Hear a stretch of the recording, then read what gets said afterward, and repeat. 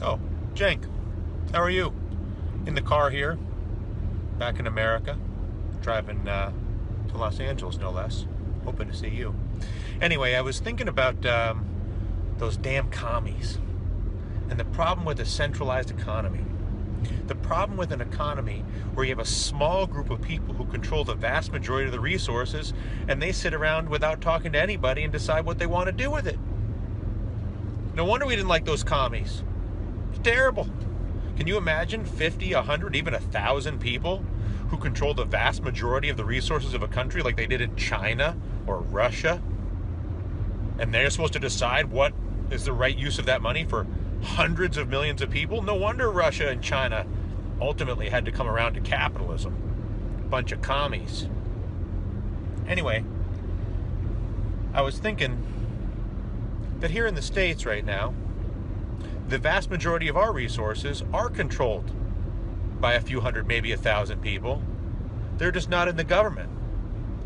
So how is the massive consolidation of billions of dollars, hundreds of billions of dollars into the custody of 100, maybe 300 people who have unilateral discretion to do whatever they want with those resources, to control the means of production, to dictate the employment future, to determine whether or not our country will convert to a green energy infrastructure, will convert to a preventative-based healthcare system? How is it possible that our so-called capitalist country has found itself in a situation where the vast majority of our resources are controlled by a few people as if it was a centralized, centrally planned economy? And then I realized, at least in China and Russia, they had to pretend that they cared about the well-being of the people. Here, all the money's consolidated with a private group of individuals whose only agenda is their own self-gratification and self-promotion.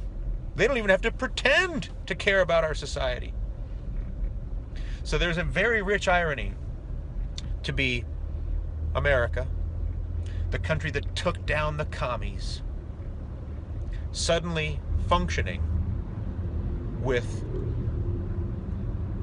a significantly more distorted and more corrupted, centrally planned economy that the communists would have only dreamed about. That's hardly a competitive system, and it's hardly the decentralized and opportunistic type of economy that we claim to want. This is easily solved. The solution is tax policy, but probably not in the way you think, because we just don't want to tax the rich people and shift all the money back to the government, because that just gives all the money to another group of people. But we'll do a tax policy conversation on another day. But just remember, the commies were commies because they let a few people control all the money. And that's what we're doing right now.